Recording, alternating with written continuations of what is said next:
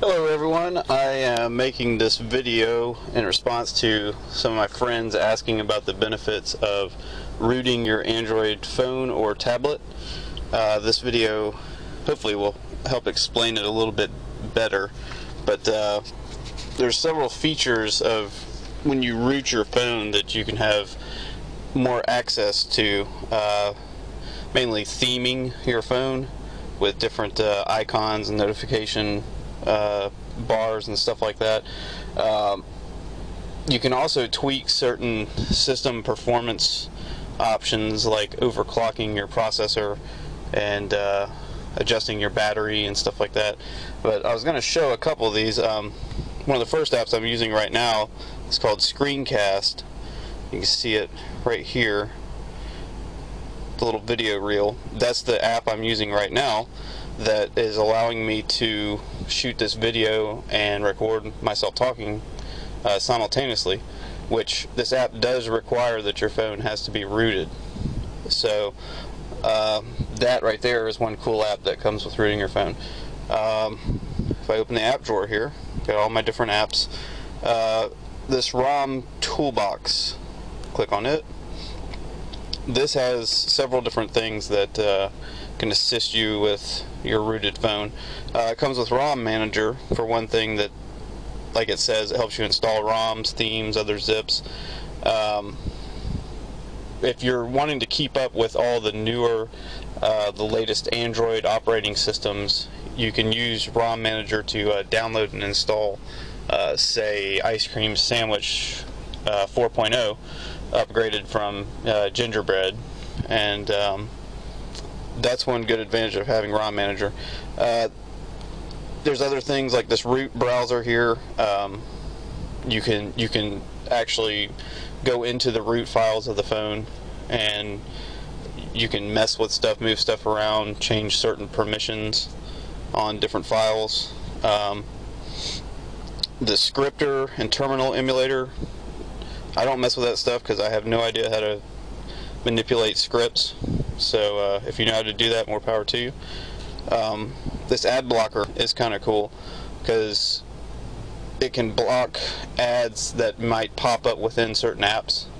That if that kind of stuff annoys you, you can block it. But the only downside to this is that if you do have that ad blocker enabled and you use the Google Music app, the two of them conflict with each other, and the Google Music app will force close if you have the ad blocker enabled. So anyway, if you slide over to this next, where it says Tools, slide over to the next tab here, it says Performance.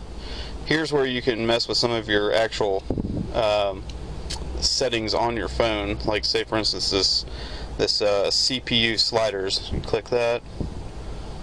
This is where, I guess by stock, this phone comes with a 1 gigahertz processor, and what you can do is overclock the processor.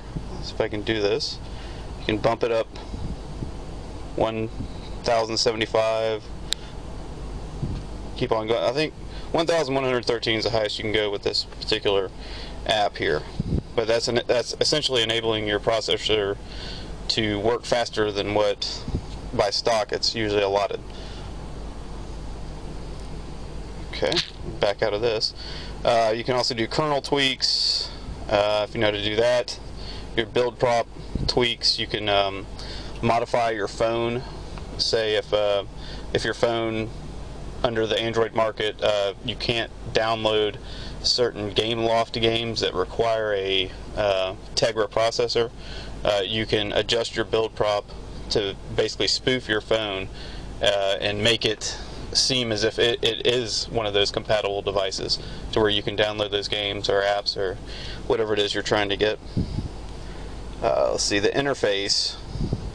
This is where you can choose different appearance tweaks, like say this font installer.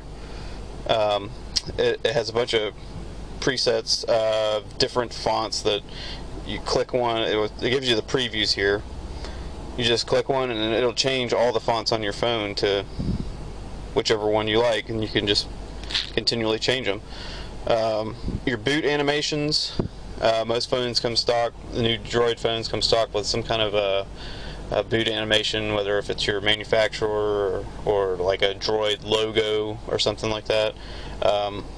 This gives you the option to change that boot animation into something more suitable to your taste, or if you're just bored with the stock one that it comes with. If I click on this Android logo, gives you these options here if you want to install it, preview it. So click preview, and then this is what your new boot animation would look like once you install it. And as you can see, that they have a bunch of different ones you can choose from. Back out of this.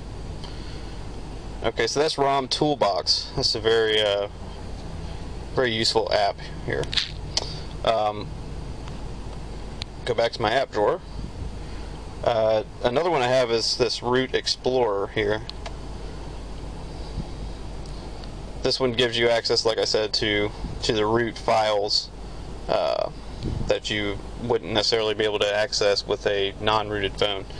And this only really applies if you're looking into getting more in depth with learning from developers and modifying your phone's actual properties. If you're not that tech savvy, then this app probably won't be very useful to you. Back to my app drawer. Scroll down. Titanium Backup. Right here. This is a very, very useful app.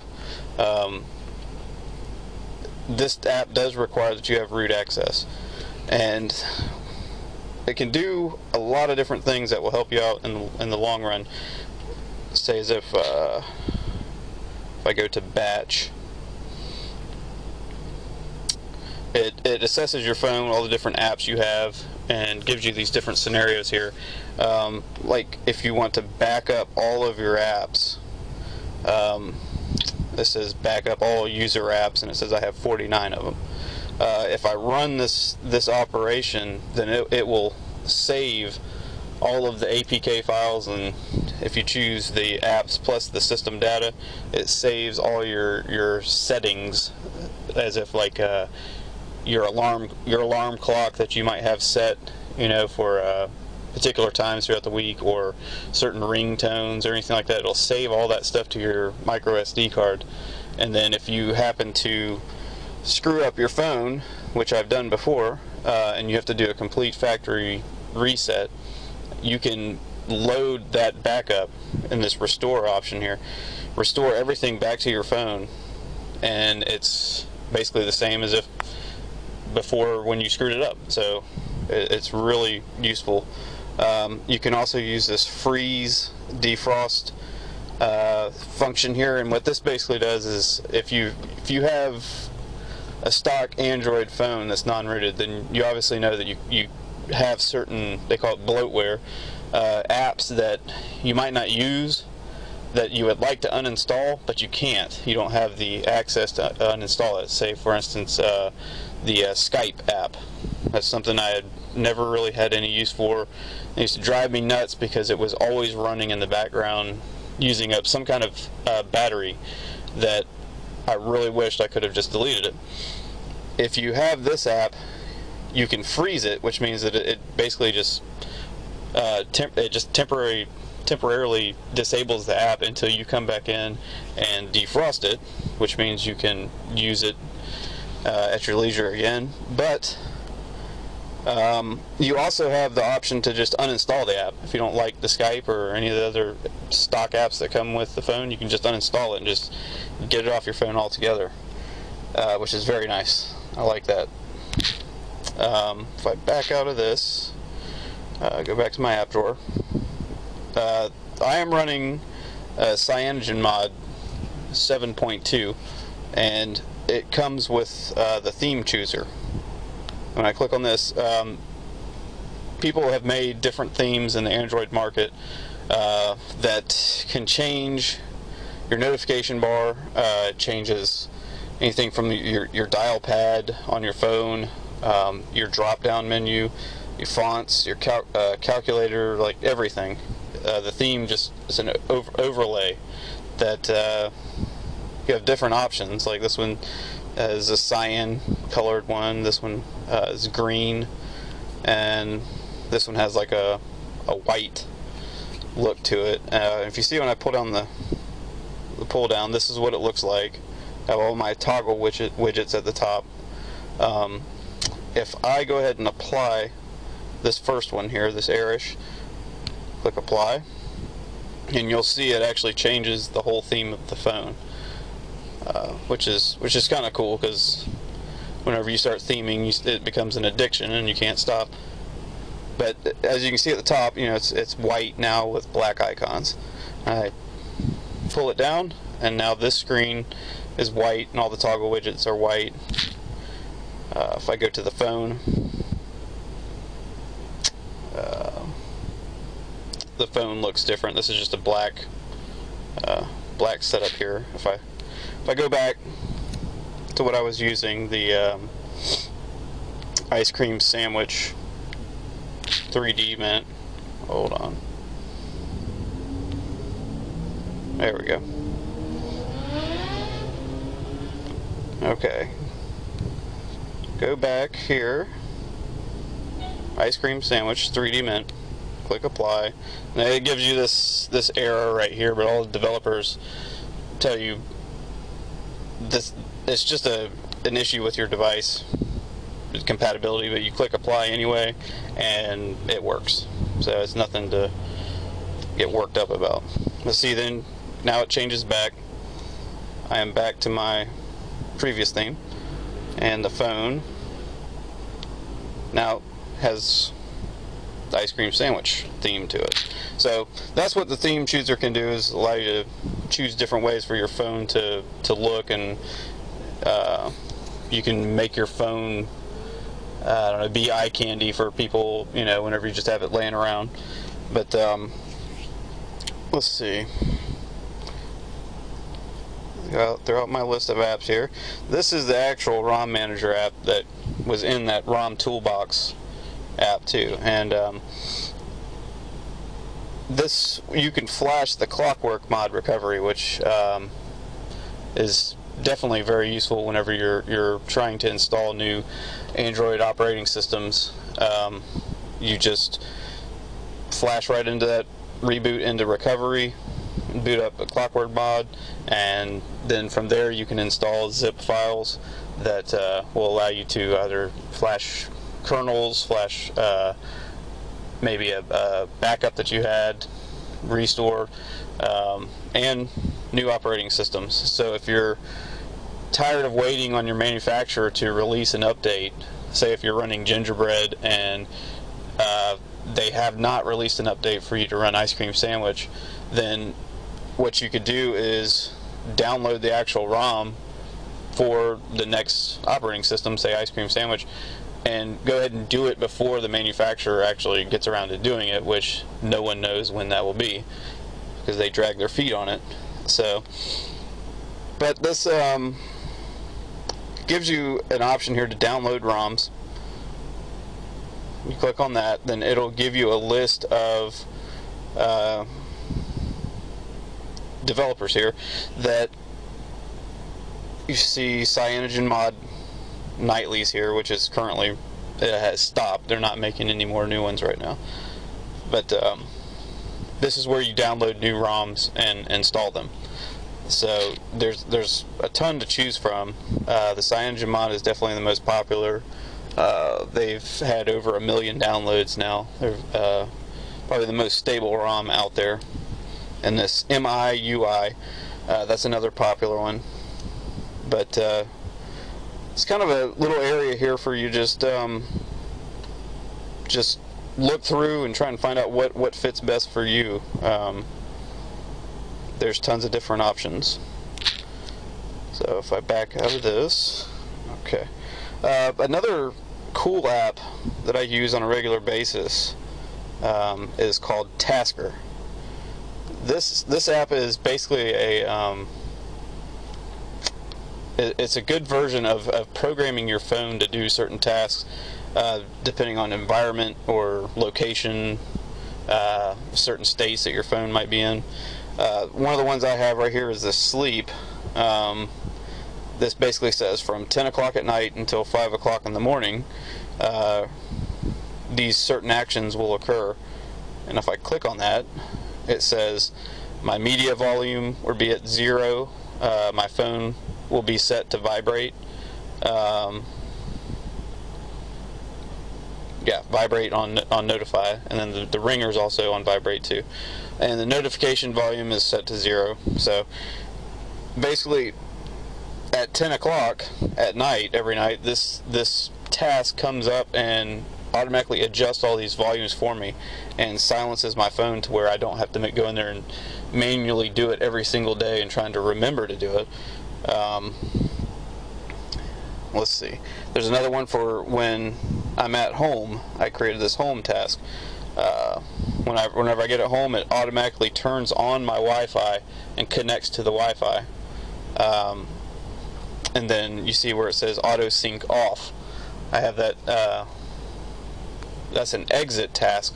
So whenever I leave my house, it turns the auto sync off. So whenever I'm at work or out and about, the auto sync isn't using up all my battery. So since I'll be at home, it'll re-enable. Because more than likely I'll be close to a charger where I can keep my phone charged at all times. But this is a very cool app. It's not very user friendly. You have to read the instruction manual a lot to try and figure out. And they have different forums with people. They have YouTube videos that can show you, explain you how to set up different tasks to do different things. Like one of them, really cool task is if you're driving and somebody sends you a text message, then it will automatically be able to use your GPS and determine that you're traveling more than 10 or 15 miles an hour, and it'll send a response text message back to that person letting them know that you're driving and that you will text them back when you're not. So that's all automated without you even touching the phone. That will happen. So that's very cool. One other cool thing that comes with the CyanogenMod settings is the wireless tether. And if you go into the settings menu, brings up CyanogenMod settings, and I'm sorry, if I go back to wireless and network, that's where it's at. Tethering and portable hotspot, click that, and when you enable this, basically what it does is it creates your own little Wi-Fi hotspot. So say I have a Barnes & Noble Nook tablet, which is Wi-Fi only. So if I'm out and about and I'm not near, like a Starbucks or Barnes & Noble to connect to somebody's Wi-Fi, I can enable this portable Wi-Fi hotspot and use my own 3G, 4G signal to connect to the internet with my Nook tablet. So it's very cool when you're out and about and you just need to connect to the internet real quick on your tablet, or you can use your laptop or whatever it is you're trying to gain access to the internet with. And it also offers, if you configure the hotspot, different kinds of security. But you can make up your own password, you can make up your own network ID, call it whatever you want. That's very useful. I use that all the time when I'm out on job sites or wherever and there's not a Wi-Fi hotspot in miles. I'll just use my cell phone here. So I hope this explains a little bit more about the rooting. The rooting process itself does have some risks, and you need to definitely do your research and read forums and watch videos if you're even thinking about doing it. And just know that if you don't follow people's instructions to the T, you can screw up your device, and it could be just a paperweight. But yeah, just take the time to read everything thoroughly and ask questions if you need to ask questions. And then if there's anything you're unfamiliar with, terminology or definitions or anything, I always tell people just to Google it. You know, I mean, that's what Google search bar is there for. If you don't know what tethering is, just type in what is tethering. And another good thing about that wireless tethering is you don't need root access to actually do a wired tether. That's where you actually connect your phone through a USB cable to your laptop or whatever device. There are apps out there where you do not need root access to do that. As far as wireless goes, you have to have root access for that.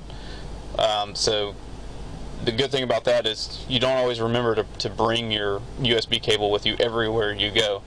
And when you need that internet access at that one particular time, it's good to have the wireless tethering, so you can just connect and go, and that's it.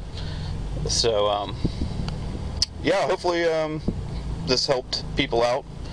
If you have any more questions, you can email me about it, and be happy to answer. Alrighty, thank you.